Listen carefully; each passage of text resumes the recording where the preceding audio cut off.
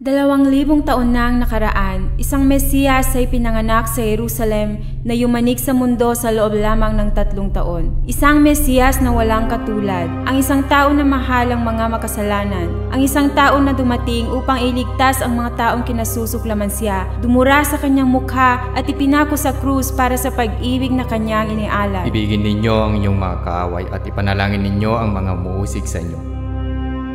Huwag kayong humatol nang kayo'y di hatulan. Ang sinumang napopoot sa kanyang kapatid ay mananagot sa hukuman. Si Jesucristo ay napakahusay. Sa kanyang pananalita, sa paraan ng kanyang pagtuturo, ginawa niya lahat ang mga bagay na hindi kapani-paniwala. Huwag ninyong paghihigantihan ang masamang tao. Kung sinampal ka sa kanang pisngi, iharap mo rin sa kanyang kaliwa. Huwag kang papatay. Huwag kang mangangalunya. Huwag kang magnanakaw. Huwag kang sasaksi ng walang katotohanan. Naglakad si Jesus sa ibabaw ng tubig. Pinagaling ang mga may sakit at bumuhay ng mga patay na di kayang gawin ng ibang propeta mula sa simula ng paglikha. Sumalamin sa kasaysayan ang kanyang mga himala. Ang kanyang kapangyarihan ay walang katulad at siya ay isang higit sa karaniwan. Ako ang ilaw ng sanlibutan. Ang sumusunod sa akin ay magkakaroon ng ilaw sa kanyang buhay at di nalalakad sa kadiliman. Ako ang daan, ang katotohanan at ang buhay.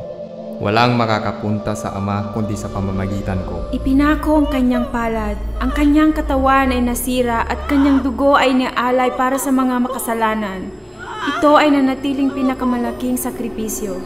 Isang sakripisyo na nagpabago sa kasaysayan. Ang kanyang pagmamahal ay nagpatawad kahit sa mga pumatay sa kanya.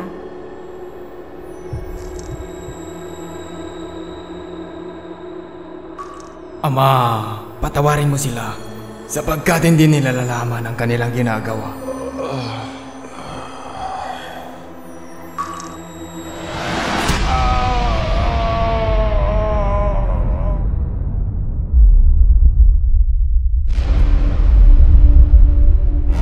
Ang aming layunin ay upang ibahagi ang walang hanggang pag-ibig ni Jesucristo sa mga Muslim ng iba't ibang bansa sa kanilang sariling wika upang mga tao ay maaaring matuto sa kaisa-isa at tanging pag-asa ng kaligtasan.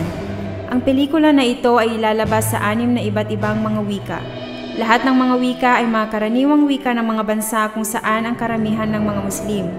Ang Kristong muling nabuhay ay nagbigay sa atin ng isang mahusay na komisyon bago pumunta sa langit. Gawin ninyong alagad ang lahat ng bansa.